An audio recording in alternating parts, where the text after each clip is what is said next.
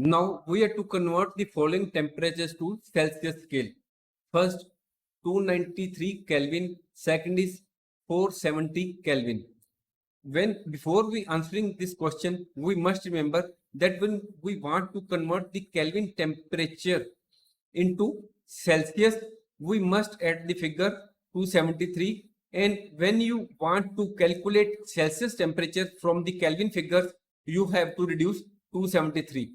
So here we know 0 degree Celsius is equal to 273 K, or Celsius temperature is equal to Kelvin temperature minus 273.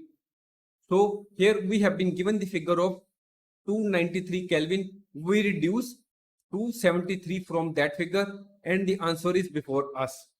In the case of second 473 K, we will again reduce the figure of 273 and the answer is before us 197 degree Celsius. Again, question number 2, we have to convert the following temperatures to Kelvin scale. As already told in the previous slide, that when we want to calculate the temperature of Kelvin from the Celsius scale, we will have to use these figures. So we know 0 degree Celsius is equal to 273 K, or Kelvin temperature is equal to Celsius temperature plus 273. So 25 degree Celsius is equal to, we have here added 273. So the answer before us is 298 Kelvin. In the case of 373 degrees Celsius, we have added 273 and the answer before us is 646 Kelvin. Next, A. Naphthalene balls disappear with time without leaving any solid. Answer. Naphthalene balls are volatile substances. These balls undergo sublimation, that is, they directly change from solid to gaseous state without coming into the liquid state. So naphthalene balls disappear with time without leaving any solid. अब हमारे सामने question है कि नेपथलीन बाल्स जो हैं वो समय के साथ डिसअपेयर हो जाती हैं और वो कोई भी सॉलिड पीछे नहीं छोड़ती। आंसर है, आपको पता होगा कि नेपथलीन बाल्स व्हाइट रंग के होते हैं। ये आमतौर पर हर घर में नेपथलीन बाल्स यूज किए जाते हैं। लिजर्ड्स हो गए, इंसेक्ट्स हो गए, इनको ड्राइव अवे करने के लिए इनको घर में रखा जाता है। ये जो नेपथलीन बाल्स होते हैं ये वोलेटाइल सब्सटेंस होते हैं, ये सब्लिमेशन कर जाते हैं। सब्लिमेशन का मीनिंग होता है कि ये आसानी से गैसियस स्टेट में कन्वर्ट हो जाते हैं। इनको सॉलिड से लिक्विड स्टेट में जाने की जरूरत नहीं पड़ती, इसलिए ये समय के साथ अपने आप ही खत्म हो जाते हैं और कोई भी पीछे कोई भी सॉलिड तरह का निशान नहीं छोड़ते। Next, why we can get the smell of perfume sitting several meters away? Answer. We can get the smell of perfume sitting several meters away due to diffusion. Vapors of perfume move rapidly in all directions and spread in the air with high rate of diffusion. So when perfume vapors reach several meters away, we get the smell of perfume. अब हमारे सामने question है कि perfume की smell जो है हमें कई मीटर दूर बैठे होने पर भी आ जाती है। ऐसा क्यों है? ऐसा डिफ्यूजन के कारण होता है। परफ्यूम के जो वेपर्स होते हैं वो जल्दी से सभी डायरेक्शन में मूव करते हैं और जल्दी से मूव करने के कारण हम अगर दूर भी बैठे हों तो उसकी जो परफ्यूम की स्मेल है वो हमारे तक पहुंच ही जाती है। Next, arrange the following substances in increasing order of forces of attraction between the particles: water, sugar, oxygen. Answer. We know that the force of attraction between particles in different states of matter in increasing order is as follows: gas, then liquid, or then solid. So the forces of attraction between the particles of above substances is as follows: oxygen, then water, then sugar. अब हमारे सामने question है कि water, sugar and oxygen में हमने increasing order में force of attraction के बारे में डिस्कस करना है। हम सभी जानते हैं कि वाटर क्या है, वाटर ये एक लिक्विड है। शुगर क्या है, ये एक सॉलिड है। ऑक्सीजन क्या है, ये गैस है। हमें ये भी पता है कि वाटर जो होता है वो रूम टेम्परेचर पर लिक्विड है, ठीक है, ये हमने डिस्कस कर ही लिया है। तो इस तरह आपको ये भी पता है कि force of attraction between the particles in the case of gas is very less. ये सपोज करो गैस है, इनमें फोर्स ऑफ अट्रैक्शन बहुत कम है। अगर हम लिक्विड की बात करें तो उनमें थोड़ा सा कम होगी, इनमें थोड़ी सी ज्यादा होगी गैस के कंपैरिजन में। ये गैस है, ये थोड़े से आप फोर्स ऑफ अट्रैक्शन जो है वो आप देख रहे हैं कि पार्टिकल थोड़े से ज्यादा नजदीक हैं। अगर हम सॉलिड की बात करें तो फोर्स ऑफ अट्रैक्शन इनकी बहुत ही ज्यादा होती है, ये बिल्कुल पास पास होते हैं। ठीक है, ये आ गया सॉलिड, ये है लिक्विड, ये है गैस। फोर्स ऑफ अट्रैक्शन बिल्कुल कम है, यानी कि गैस के केस में फोर्स ऑफ अट्रैक्शन जो है पार्टिकल्स की वो बहुत कम है, इसमें मीडियम टाइप है, और इसमें बहुत ही ज्यादा है, मच हायर साइड पर है। ठीक है, तो इंक्रीजिंग ऑर्डर में क्या हो गया कि गैस में सबसे कम, उससे ज्यादा लिक्विड में, उससे ज्यादा सॉलिड में। और अगर हम इसी को सब्स्टिट्यूट करें तो गैस जो ऊपर कौन सी दी हुई है हमारे पास, ऑक्सीजन लिखेंगे। यहाँ पर लिक्विड क्या है हमारे पास, वाटर है, और यहाँ पर सॉलिड क्या है, शुगर। और यही जो आंसर है वो नीचे दिया गया है। Next, what is the physical state of water at 25 degrees Celsius, B 0 degrees Celsius, or C 100 degrees Celsius? So A, at 25 degrees Celsius, the water will be in liquid form. B, at 0 degrees Celsius, the water is at its freezing point, hence both solid and liquid phases are observed. C, 100 degrees Celsius is the boiling point of water. At 100 degrees Celsius, water exists in both liquid and gaseous states. अब हमारे सामने question है कि water की physical state 25 degree Celsius पर, 0 degree Celsius पर या 100 degree Celsius पर क्या होगी, यानी कि क्या वह सॉलिड के रूप में होगा, लिक्विड के रूप में होगा या गैस के रूप में होगा। यहाँ इस क्वेश्चन को आंसर करने से पहले हमें ये याद रखना चाहिए कि ये आपके सामने नीचे दिया हुआ है कि अगर 0 डिग्री सेल्सियस या इससे कम हो तो वाटर जो है वो सॉलिड स्टेट में होता है, यानी कि आइस के रूप में होता है। अगर 0 डिग्री सेल्सियस से 100 डिग्री सेल्सियस के बीच में हो तो ये लिक्विड के रूप में होता है, वाटर के रूप में होता है, और वाटर लिक्विड के रूप में होता है। और अगर 100 डिग्री सेल्सियस या उससे ऊपर हो तो वाटर की स्टेट जो है वो गैसेस रूप में हो जाती है। अगर हम अपने क्वेश्चन की तरफ आए तो 25 डिग्री सेल्सियस जो है वो एक नॉर्मल रूम टेम्परेचर है। अगर रूम टेम्परेचर पर बात करें तो वाटर हमेशा हमें लिक्विड फॉर्म पर भी मिलता है। अगर 0 डिग्री सेल्सियस की बात करें तो 0 डिग्री सेल्सियस जो है ये पानी वाटर का फ्रीजिंग पॉइंट है। इस पॉइंट पर जो वाटर है वो फ्रीज होना शुरू हो जाता है। इस 0 डिग्री सेल्सियस पर जो वाटर है वो दोनों स्टेजेस पर एग्जिस्ट करता है। वो आइस के रूप में भी होता है, यानी कि सॉलिड रूप में भी होता है, और वो लिक्विड के रूप में भी एग्जिस्ट करता है। अगर हम 100 डिग्री सेल्सियस की बात करें तो ये वाटर का बॉइलिंग पॉइंट है। जैसे कि हम जानते हैं कि अगर हम किचन में मदर को देखे काम कर रहे हो और बर्तन में पानी रखा हो और वो बॉईल हो रहा हो तो आप देखेंगे कि जो वाटर है वो गैसियस स्टेट में उड़ रहा होता है, यानी कि इवेपोरेट हो रहा होता है, और साथ में बर्तन में भी पानी होता है, यानी कि वो उस समय लिक्विड स्टेट में भी होता है और साथ साथ गैसियस स्टेट में भी होता है। Next, give two reasons to justify. A, water at room temperature is a liquid. At room temperature, water is in the liquid state because its freezing point is 0 degrees Celsius. Boiling point is 100 degrees Celsius, and room temperature is always between 0 degrees Celsius and 100 degrees Celsius. Room temperature is generally taken as 25 degrees Celsius. At room temperature, water has a definite volume but not a definite shape. It takes the shape of the container in which it is kept. It flows at room temperature. It is not rigid at room temperature. अब हमारे सामने question है कि room temperature पर water जो है वो liquid के रूप में होता है, ऐसा क्यों है। इसका आंसर देने से पहले हमें ये याद रखना चाहिए कि 0 डिग्री सेल्सियस या इससे कम हो तो वाटर सॉलिड के रूप में एग्जिस्ट करता है। अगर 0 डिग्री से 100 डिग्री सेल्सियस की बात करें तो वाटर जो है वो लिक्विड रूप में एग्जिस्ट करता है, और 100 डिग्री सेल्सियस या इससे ऊपर की बात करें तो उस टेम्परेचर पर वाटर जो है वो गैस के रूप में एग्जिस्ट करता है। अगर हम रूम टेम्परेचर की बात करें तो रूम टेम्परेचर नॉर्मली हम 25 डिग्री सेल्सियस के रूप में ही लेते हैं। रूम टेम्परेचर पर अगर हम बात करें तो वाटर लिक्विड स्टेट में ऐसा क्यों होता है।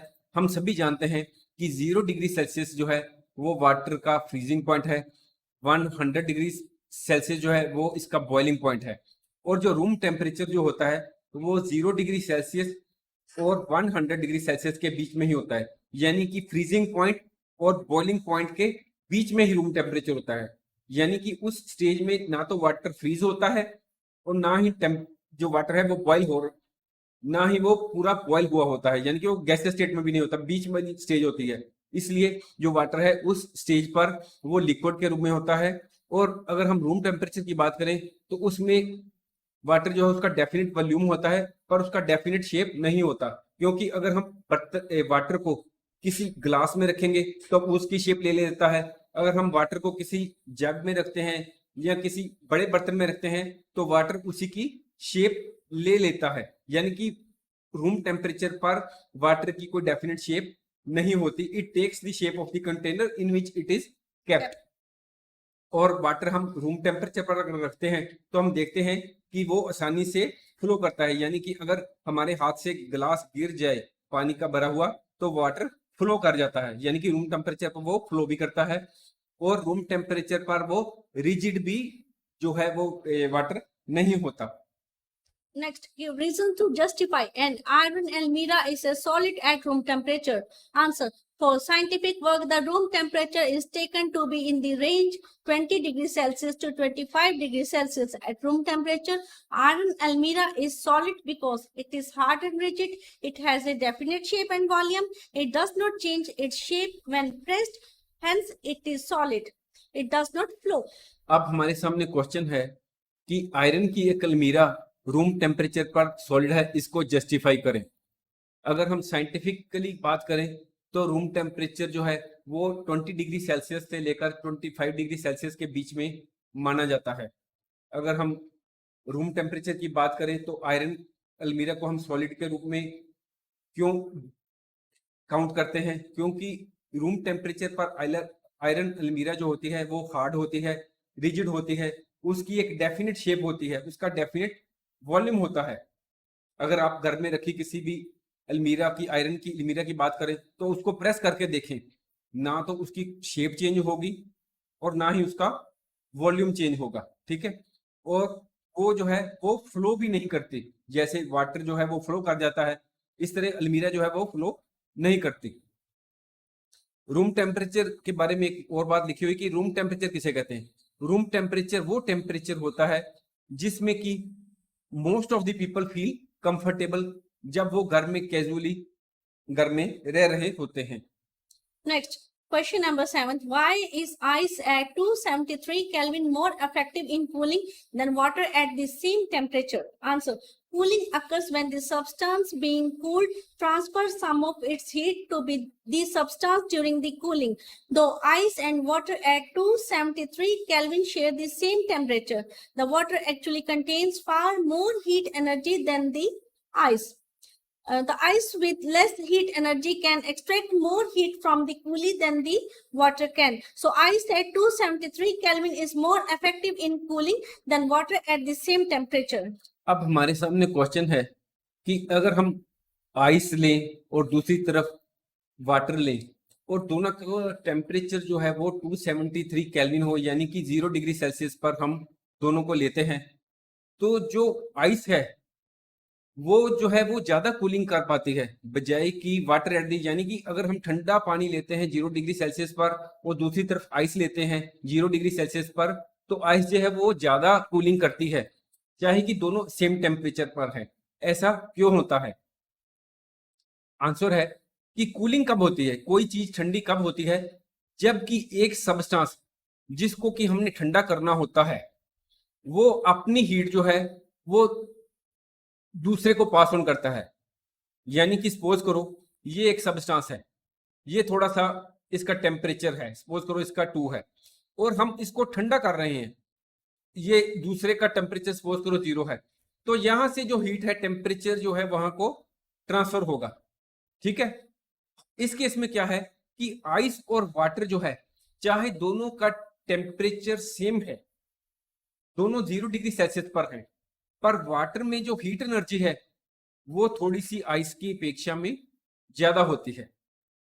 आइस में क्योंकि कम हीट एनर्जी होती है, इसलिए वो जो है जिस उसने सब्सटेंस को ठंडा करना है, उससे हीट एनर्जी ज्यादा अब्सॉर्ब कर पाता है बजाय कि पानी की अपेक्षा में। पानी उतनी जो है हीट वो दूसरे सब्सटेंस से अब्सॉर्ब नहीं कर पाता, इसलिए जो आइस जो है वो किसी भी दूसरी वस्तु को ठंडा करने में ज्यादा सक्षम है बजाय water.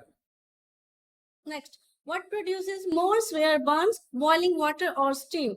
Answer, the temperature of both boiling water and steam is 100 degrees Celsius, but steam produces more severe burns than boiling water because steam has more heat energy than boiling water. Steam contains additional latent heat of vaporization. So when steam comes in contact with skin, it gives out 2257 kilojoules per kilogram more heat than boiling water at the same temperature, and in this way steam causes more severe burns.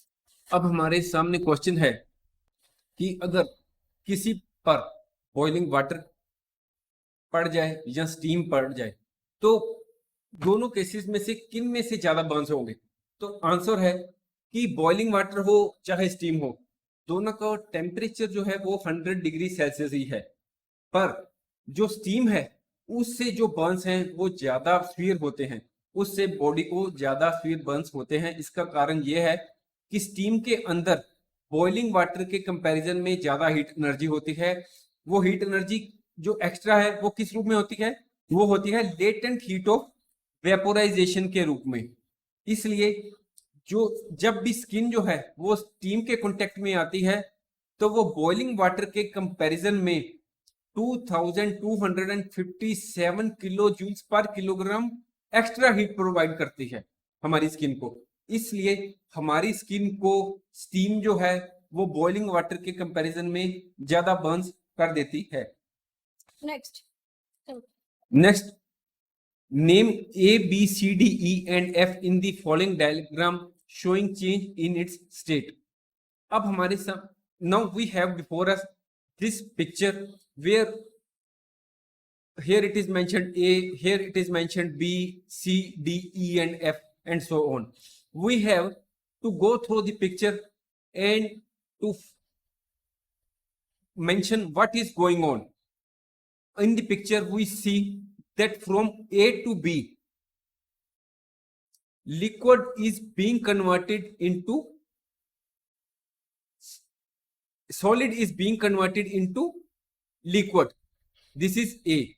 So A is what? A is the process which changes solid into liquid. So A is melting or fusion. Here it is B. Here you can see B.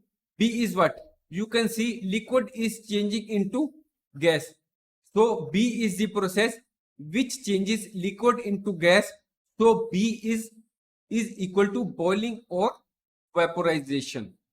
So when you come to C, you can see it is the process which changes gas back into the liquid position. So what is this? C is condensation. So when we talk about D, we see liquid is being converted into solid. So this is what this process is known as freezing. So when we talk about E, here we see solid is being converted into gas without going through the intermediate stage, that is the liquid state. So this process is called sublimation. On the other side, when we talk about F, we see that the gas is being converted into solid without undergoing the intermediate stage, that is liquid state. Then this stage of converting of gas into solid without going through the liquid state is called deposition. So we have given all the answers and we have mentioned against each word what it does it mean, and this is the answer. Thanks for watching. If you like our course, please spare some time to give a star rating to our course.